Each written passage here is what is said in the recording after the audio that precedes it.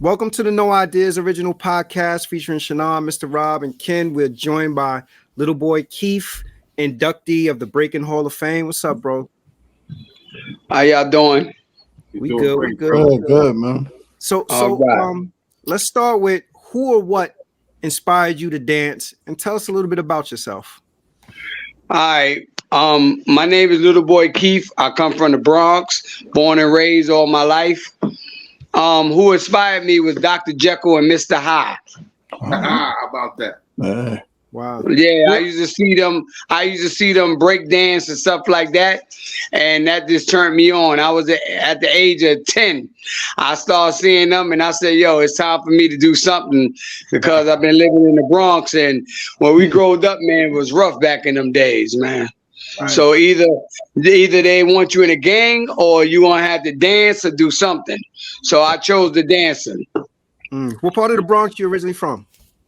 South Bronx. Okay. Well, I'm originally from the South Bronx too. We're at the South Bronx. Yeah, 147 in Brook Avenue. Okay, all right. I went to school on Brook Avenue, 838 Melrose, right there by St. Yeah. Went to Smith High School, so you know what I said. There you go. That's what I'm talking about. Yes. Yo, LBK, give me a true definition of a B-boy. A B-boy to me is loyal. I'm saying to stay on that floor. I'm saying do the footwork, take out whoever you could take out. I'm saying because it's always a battle. Right. You know what I'm saying? Right. And you always got to be called number one. You can't be called number two. You got to be a real B-boy, I'm saying, to be in this game. So what did it take? Did you had to have a move? You had to have a style? What was it? You know, I had the B-boy stand. I'm saying I had back in them days, we had skips. Okay. You know what I'm saying? We couldn't afford Pro Kids and 69ers and all that. All right. So we had our own B-boy stand and stuff like that. But your footwork had to be crazy and fast. Right. If you ain't have no footwork, you wasn't doing nothing. If you ain't had no calluses on your hand, you wasn't doing nothing. I'm saying, and that's where it was all about. And you had to know how to dance in small spaces. Okay. You know, because the circle, they like people get in a circle. Yo, if you don't kick around and make them move, I'm saying, you won't be able to dance. Right. You're right on top of you. Yeah. You know, so I came up with this called the spinning top. Okay. You know, and that's how I move the crowd and make everybody stay back, you know, so I can do what I got to do. Okay. That's what's up. Mm-hmm. Yeah, man. So with him growing up in the Bronx, with him, I'm sure you know with the dancing, they got the graffiti and everything else or something. In the different neighborhoods, I know in the South Bronx, with him, I used to live in the South Bronx. Where would you say most of the Bronx B-boys come from? Because I'm sure that there's growing up with me, it was the South Bronx, like you said, it's a lineage in the Bronx, the South Bronx, the North Bronx. It's all different sections. So how did that play out?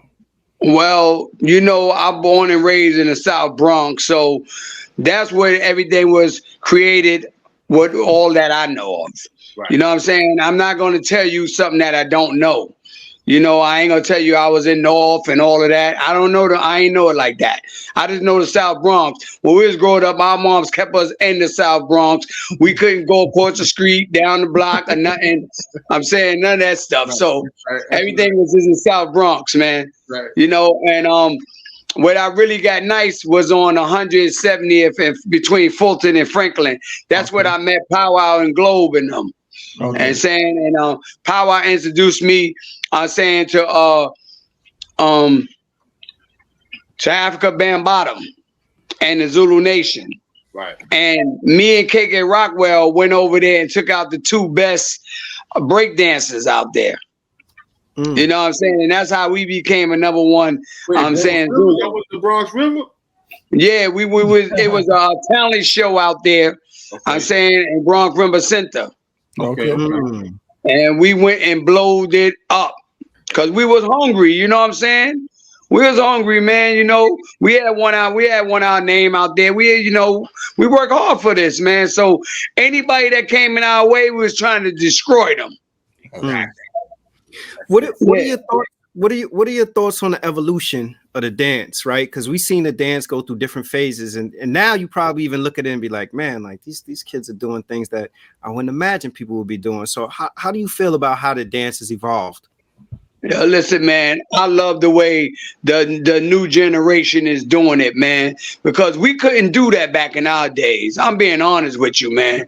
We ain't know about all that, man. I'm saying I created the spinning top and all of that and spinning on your head and dancing on your elbows. But these dudes, they came up with some crazy stuff, man.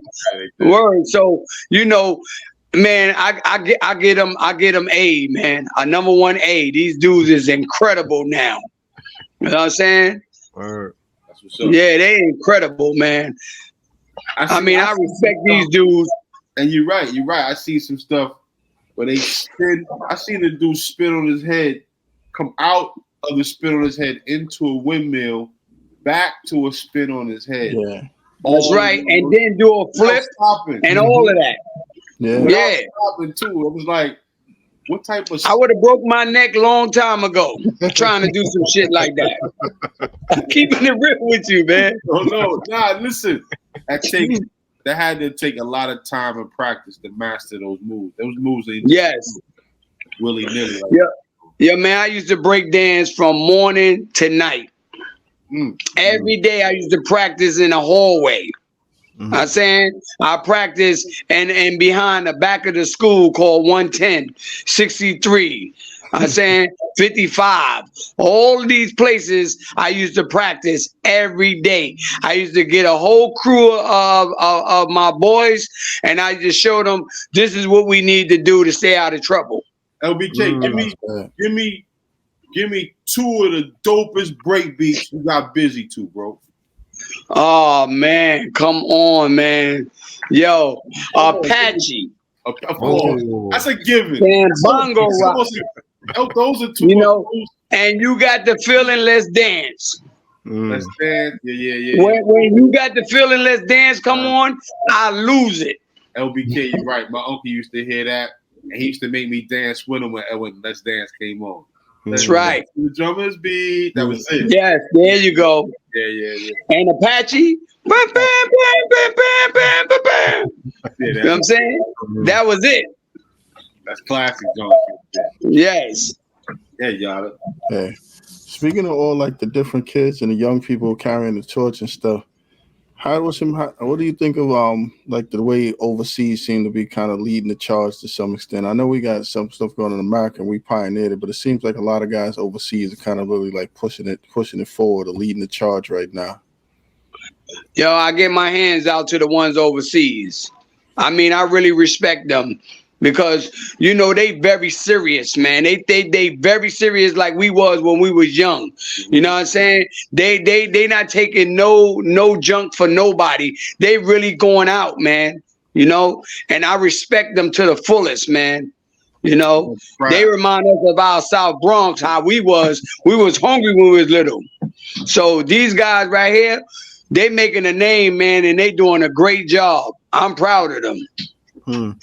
So taking it back to the South Bronx, when you started dancing, did you think it would be this big of a part of hip hop culture? And did you think it would last this long? Yes. You know why?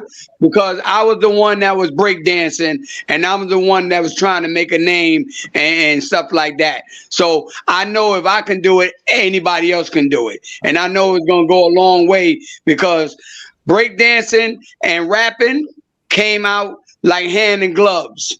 Saying when I was breakdancing, then Powwow and Globe and them start rapping. I'm saying, you know, so it add on real good. Right. They made a record say dance little Keith, dance. You know, and I got busy like a mug in Katona Park by the Indian Lake.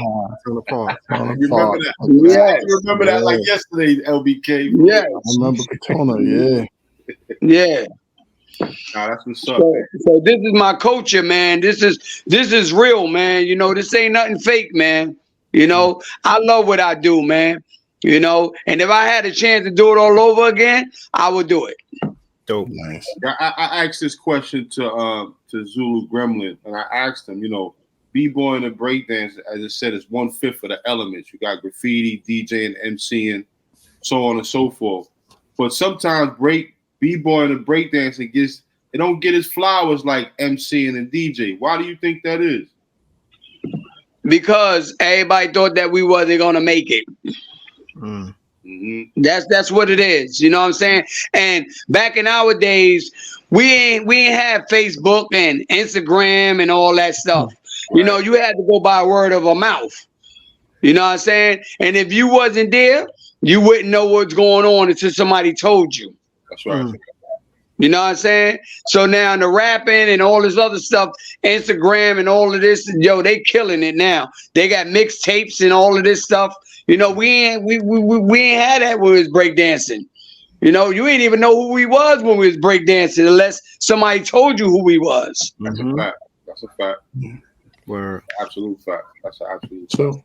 And I say it so much because I believe as much or how influential MCing and DJing was. I tell you, my first influence was the B-boy. Now I'm learning B-boys were some of the stick-up kids. I didn't know I was attracted to the stick-up kids. That was there. I was attracted. Honestly, I thought I was attracted to the fly dude who was dressed right. He was dressed nice, and he was that dude. And then he got busy on the floor. But you know what I mean? I think I truly believe breakdancing or B-boys should get their flowers in their life and being a part of the culture, being one of the most influential parts of the culture. Because out of me came fashion. Yes, me, man. I'm telling you, I used to battle. Dudes used to want to fight me. All types of stuff I used to go through, man. I'm serious. You go in the gym, there's a stick-up kids used to be in the bathroom sticking up everybody. And if you ain't know them, I'm saying you getting stuck up. But since I know everybody and I was that dude, I'm saying they be like, yo, go ahead, go out. We're going to take care of some business. So I never got caught up in all of that because I was like well known. Everybody know me. I was, I was one of the good dudes, I come and do what I got to do and I'm out. I'm on my business. You know what I'm saying? And when you living in New York and in the Bronx, you got to mind your business. Word. Do what you got to do and go home. I used to break dance and I just take out whoever I got to take out and I go home. I ain't staying around. I'm not hanging around. My mom's and father wasn't playing that. I had a curfew. I had to go to school. That's right. That's good. Yeah. So, and me going to school is how my moms and them used to buy us clothes. You do good, you get good clothes. Right. Stuff like that. You get a good education, And that's how I brought up. My parents and them ain't play with us at all. No. When they said something, we did it or we got our butt whooped. That's a fact. That's a fact. That's a fact. We talked about like social media and how, it spreads around now, the word gets around and stuff like that. But aside from social media, what type of things can people do to preserve it? Because I know social media will get the word around, but what types of things you think people need to do to grow the culture and keep it going? Well, to me, to be honest with you, you just got to be there, man. With any event going on, you just got to be there. You just got to show up and show out, man. I'm just being honest with you. You know what I'm saying? Because we didn't have all of that back in the days. I'm saying if nobody know who you was, they going to find out who you is. Because the word is going to spread. Yeah. You go to the black door, you go to the red door, you go to T Connection, you go here. Your name is going to be known if you nice on that floor. That's just how it was. It was a word of a mouth. Right. If you ain't have a word of mouth, you wasn't nobody. Nobody ain't gonna talk about you if you wasn't nice. Trust me. You trash. They'll be like, yo, just walk over him and keep it moving because he trash. Let's go find somebody else that's gonna make us, worth us coming to see. Oh man. How did breaking change your life? And when I say change your life, sometimes people think change your life means monetary, but change your life could also mean, well, because I was breaking, I wasn't into other things. in the street. You know, because I was breaking, it gave me an opportunity to travel to other boroughs, other states, countries, or whatever. You know, so just from your own experience, how did breaking change your life? Breaking changed my life, man. Listen, it was a burned down Bronx where we was living. All right, everything was damn near burned down. That's right. You know what I'm saying? You know, dancing was the key to success for us as we was growing up. I'm saying that's the only thing that we know and the only thing that we can do to keep us out of trouble. You know, we wasn't playing. We played scalesies, spin the bottle, and all that other stuff. But breakdancing was the move, man. That's where you get the girls at. When I dance, all the girls come. That's enough to keep me out of trouble, bro. I'm gonna tell you. Enough to keep me out of trouble. That's right. Yeah, that's where I was at, man. Either that or going to school. You know, I'm saying that was it, man. That's all. The only thing that was more interested in me is dancing on the floor and having a good time and showing my moves to somebody else. Facts. Yo, look at this. Yo, no, I just came up with this. Yo, I just came up with that. They be like, oh, that's nice. Ooh, can you do that again? Yeah, I can do that again. What was some of the livest spots you got busy to? Where were you got really busy at? And 63 Schoolyard. On 163rd. That's the memorable spot where you were like, yeah. That was the spot. That and 140 and 147. 147. Yeah. Saying those was the spots, man. You know, that's where everybody come at nighttime and we get it in. Yo, let me tell y'all something. Right. I went to Philadelphia when I was younger, right? Okay. I started dancing on the floor. They looked at me and said, what is you doing? I'm saying, you cleaning up our floor? Get off our floor like that. So I said, well, y'all don't do this out here. They was like, nah, we do the freak. Oh, okay. So they showed me how to do the freak. And I came back to the Bronx and started showing them how to do the freak. Say word, the freak started in Philly? In Philly, yeah. Wow. Yeah, the freak started in Philly, man. I got family out there. I thought that was a New York thing always. Nah, that's a Philly thing, brother. Okay, all right. You learn. The hustle and all that was a Bronx thing. Right. You know, but the freak was a Philly thing, man. I knew you know, the electric boogie and all of that was a Bronx thing. Okay. I remember. You know, my mom taught me the hustle when I was a kid. I remember the hustle. And where you learned it from in the Bronx, right? Yeah, my mom's from the Bronx. Yeah. Okay, there you go. Where you first learned the electric boogie? See people doing electric boogie. The Bronx. Okay, there you go. So y'all got history the same way I got history. Facts. Last question. Let me ask you. So, what does it mean to you to be inducted into the Breaking Hall of Fame? Yo, man, this is the best thing that ever happened to me, man. I'm being honest with you, man. Yo, I waited. I've been breakdancing since 10 years old, man. I'm 58 years old right now, brother. This is the best thing that ever happened to me, man. And this is what I've been waiting for all my life, yo. God bless you, bro. You done That's great, man. Yes, and this is real talk. This ain't no make believe, man. I'm saying, yo, I could dance. I'm saying it's a fact. I work hard for this.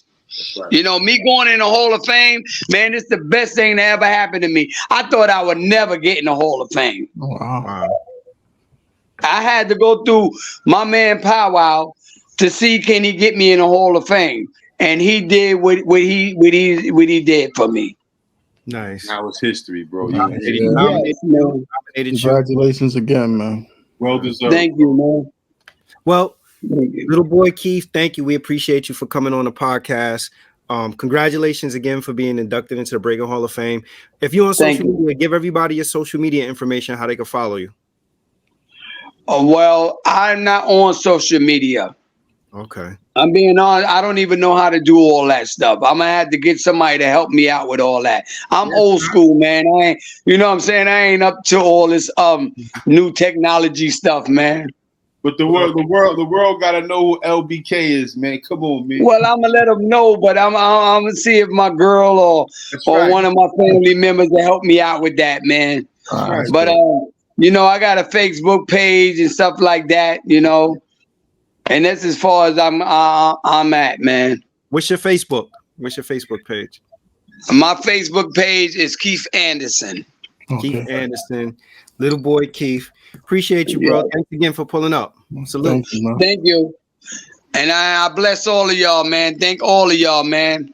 God bless you, bro. Word, y'all my pioneers, man. I appreciate y'all so much. You got it. You got it, baby. Peace, bro. All right. Peace. Peace.